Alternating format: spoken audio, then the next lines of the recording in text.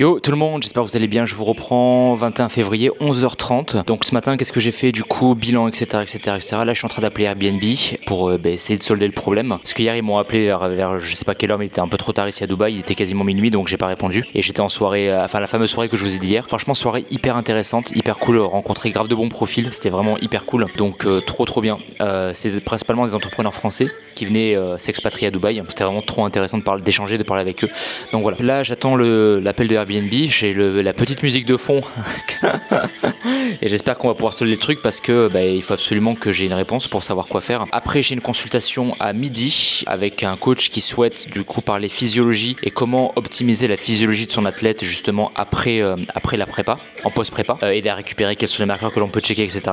Puis après j'ai un autre appel pour un suivi qui est à 14h qui a été réservé tout à l'heure, donc c'est très bien, donc je vais pouvoir comme d'habitude je vous mettrai dans le truc aussi, et je vais essayer aussi aujourd'hui de tourner les réels que je vous avais décrits, vous savez, une sorte de conversation que j'ai souvent avec les personnes que je côtoie et qui me posent souvent des questions, donc le but est tenter de reproduire ça aussi, donc je vais essayer de vous filmer ça. Voilà, comme d'habitude une journée qui démarre sur les chapeaux de roue avec beaucoup de travail encore une fois, donc je vous reprends dès que j'ai l'appel.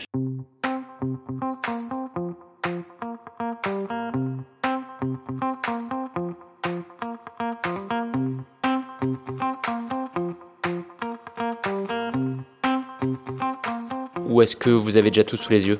Alors, si vous m'expliquez, je pourrais vous entendre, mais pour vérifier tout cela, j'aurais besoin d'un temps pour lire de quoi il s'agit. D'accord, ok. Alors, pour faire très simple, j'ai fait une réservation qui va du 27 février au 27 mars 2025. D'accord? Pour un montant de 4 674,87 €. À la base, je devais rester un mois à Dubaï sur cette location-là, mais on va dire que de par des événements personnel entre guillemets, malheureusement je ne peux pas respecter cette réservation là. J'ai envoyé un message à l'hôte du coup pour lui dire que la réservation je devais la modifier, et je lui ai demandé du coup s'il acceptait la modification de réservation, ce à quoi il a répondu oui. J'ai fait à la suite de ça du coup la modification de la réservation, et maintenant du coup la nouvelle réservation est du 27 février au 13 mars, ce qui encore une fois lui il a accepté de son côté. Donc du coup je lui envoie un message à la suite de ça où je lui demande explicitement comment ça se passe pour le remboursement des 14 jours que j'ai payé en trop. Il m'a dit de voir directement avec Airbnb.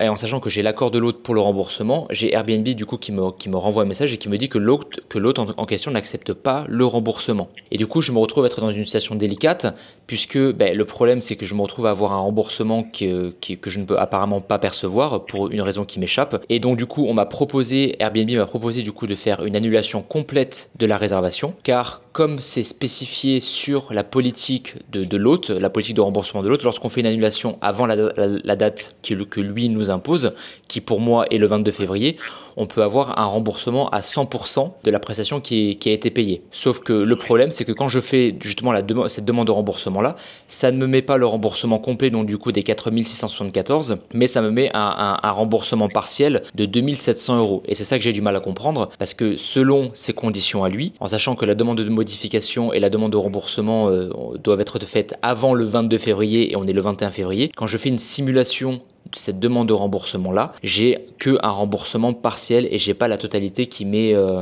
proposé quoi. Après un appel de 10-15 minutes, j'ai un peu plus d'infos, donc là c'est vraiment pour le coup l'autre qui casse les couilles. Allez savoir pourquoi, alors en sachant qu'encore une fois on ne fait que de respecter sa politique d'annulation, etc. Mais là du coup j'ai réussi à obtenir l'information qu'en fait c'est vraiment l'autre qui fait chier de la part de la personne que j'ai eu au téléphone. Voilà, donc je vais essayer de l'appeler tout à l'heure pour essayer de fixer ce problème là, parce que mine de rien la réservation en soi, il y a un certain montant, on parle de 4 674,87 € quand même. Donc après à ramener au prorata des personnes qui sont là et de par leur durée de séjour, mais dans tous les cas c'est une somme, mais là c'est ça qui me paraît bizarre, c'est qu'en fait encore une fois c'est vraiment l'autre pour le coup qui casse les couilles.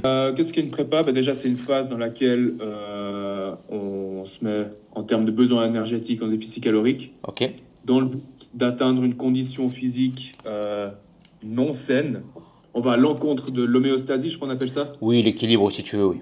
Voilà, l'équilibre physiologique au sein de notre corps. Donc, Très bien. Ok. Donc de par ce fait qu'il va y avoir un retrait d'énergie, que tu vas lui enlever non seulement de par les cales, mais de par aussi l'augmentation de l'énergie que tu vas amener. Pourquoi? Comme par exemple le cardio est augmenté indirectement, ce déficit entre guillemets énergétique que tu vas amener d'un point de vue physiologique est encore plus conséquent que ce que tu pourrais réellement mesurer. à ça, forcément, tu enlèves aussi des cales indirectement.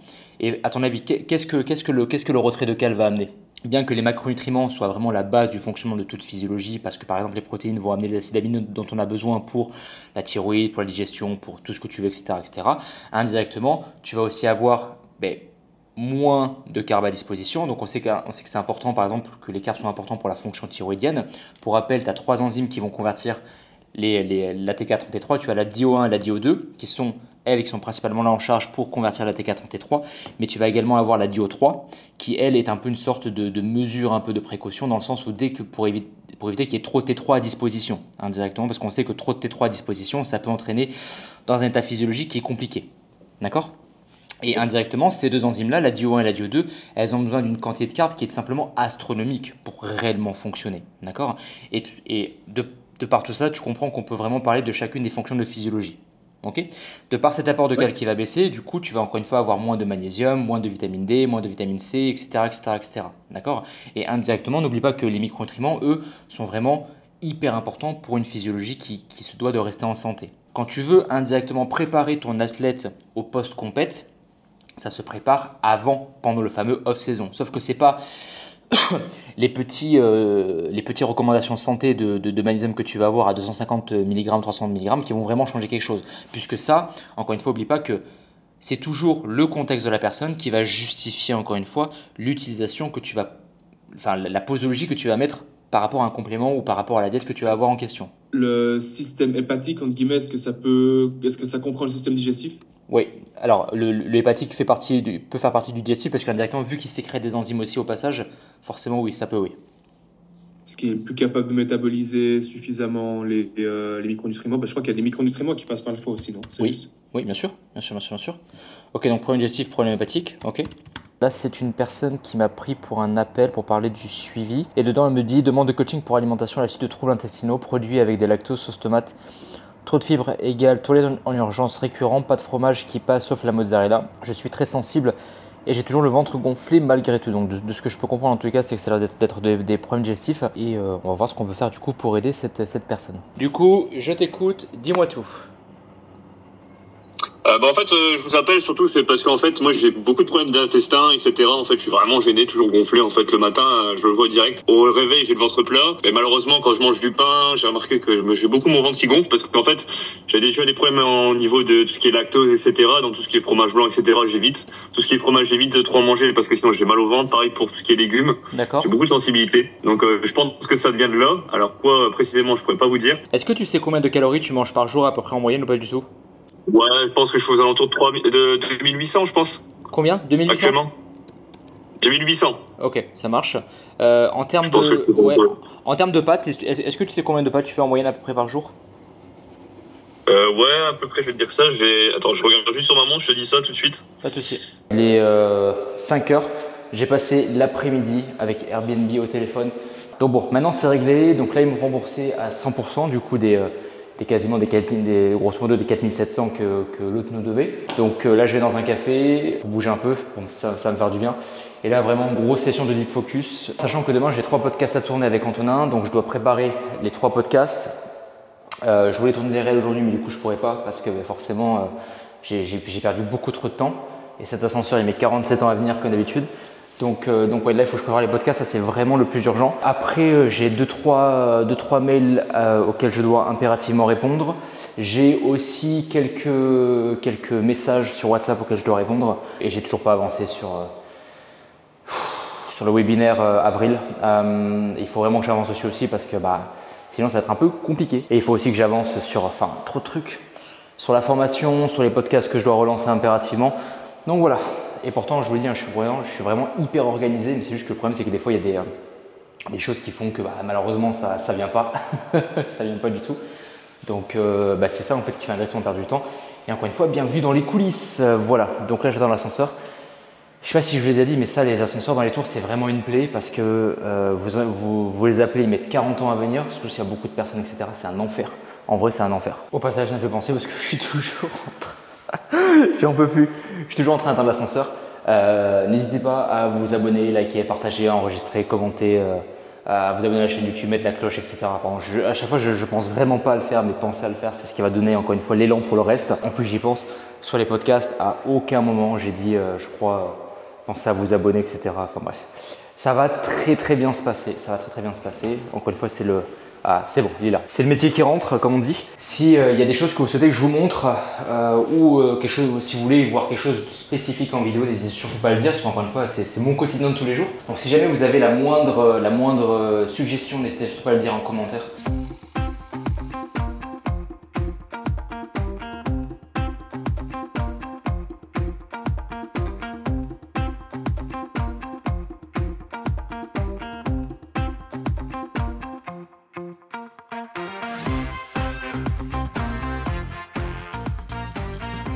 Bon allez, là il est 8h15, je viens de sortir du café, je suis content, j'ai bien avancé.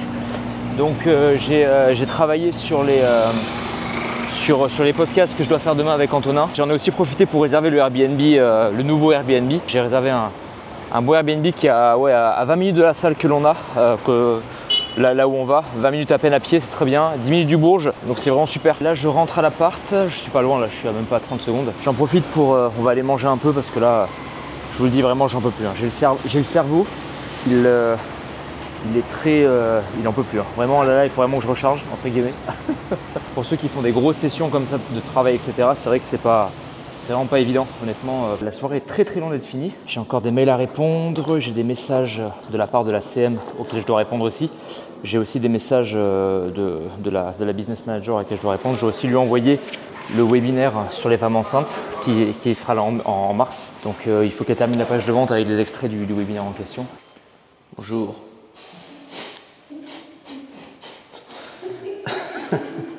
C'est Ricard. Là, je sais pas, c'est un peu dur là.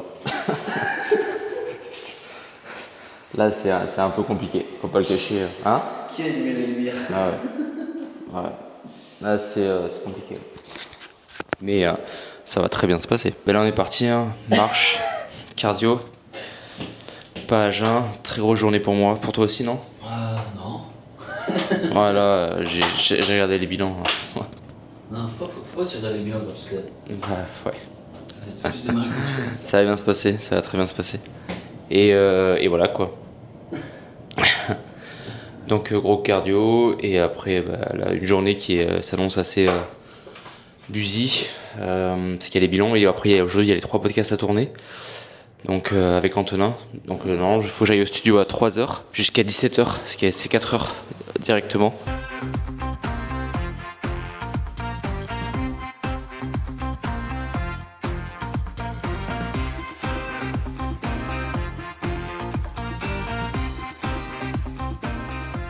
6h50, cardio terminé. Et donc ouais, douche, café et directement dans le lard quoi.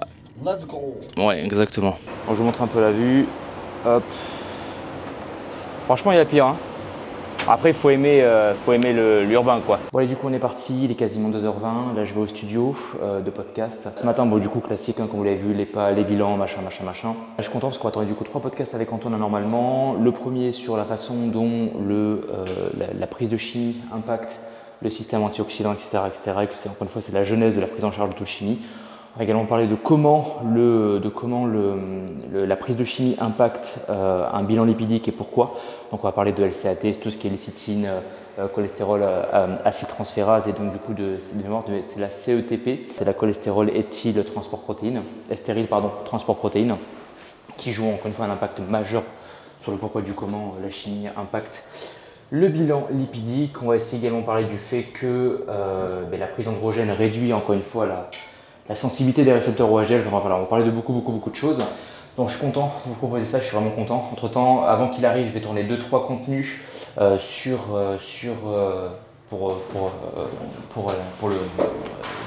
coaching, etc. Bon, en soi, rien de foufou. Donc voilà, une journée qui est très chargée. Et après, normalement, les podcasts, du coup, moi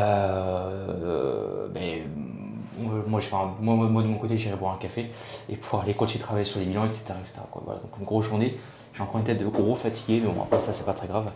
Et voilà, donc je vous reprends dans le cab. Hi sir. How are you? Yeah, thank you.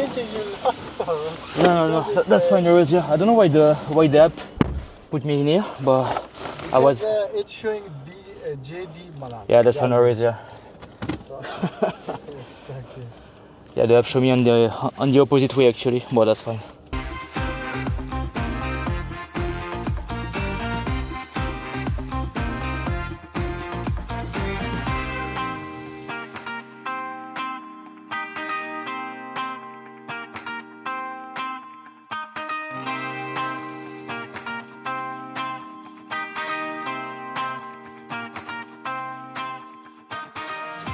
Bon allez, on vient d'arriver au studio, hop, ah bah parfait, par chance j'ai l'ascenseur qui est juste là, arrête-toi, voilà, merci.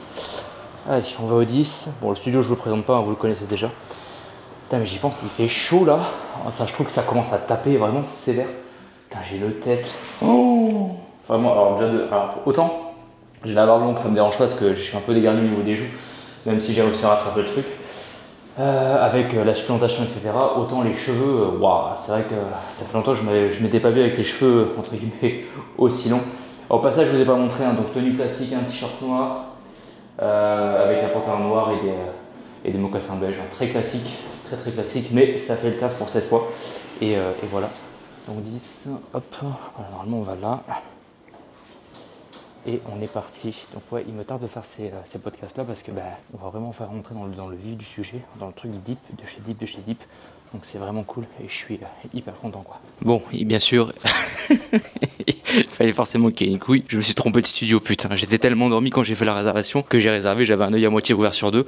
Donc là, il faut absolument que je change et c'était absolument pas le bon. Bon, c'est pas grave, il est dans le même bâtiment, mais putain, quel mongol. Quel mongol, aïe, bon c'est pas grave. J'espère juste que du coup que le studio est bien, parce que j'avoue que celui-là je l'avais pas, je me souviens pas à quoi il ressemble, je crois qu'il a des lumières rouges et bleues je crois. Bon dans tous les cas c'est pas forcément très grave, hein. Ça arrive, et voilà quoi, donc du coup je vous retrouve quand j'ai trouvé le bon studio quoi. Yo tout le monde, bon je vous reprends, désolé, j'ai pas eu le temps j'ai complètement zappé de filmer, parce que déjà de 1, je m'étais trompé de studio sur la réservation, puis en plus de ça, on a fini très tard, donc je suis là avec le chef. Dis bonjour chef. Oh là. Il est là, donc on est en train de manger en bas du Bourges. Warrior Platter. De quoi? Ah ouais, on attend le Warrior Platter, ouais, exactement. Avec le spectacle de fontaine qu'on va voir juste ici. Donc franchement le cadre est vraiment très beau. Donc voilà, donc là on vient de vous tourner du coup 2 podcasts. Le premier sur le stress oxydatif, chimie et prépa. Le deuxième en sachant qu'il va être en 2 parties parce qu'en fait on n'a pas eu le temps de tourner la deuxième partie. Parce qu'on s'est un peu égaré sur le deuxième épisode où on a parlé donc du coup du bilan lipidique, de chimie, de prépa, etc. Mais du coup on fera un autre épisode avec cette deuxième partie qui arrivera après. Donc voilà, donc là écoutez on va manger. Parce que mine de rien on a fait les 2 podcasts et avant qu'il arrive moi j'ai fait une session où j'ai enregistré aussi des vidéos. Donc forcément indirectement je suis un peu claqué, en plus là j'ai vraiment une tête de merde, je suis vraiment blanc, mais bon c'est pas grave, là on va profiter pour se restaurer, on va parler de 3 trucs.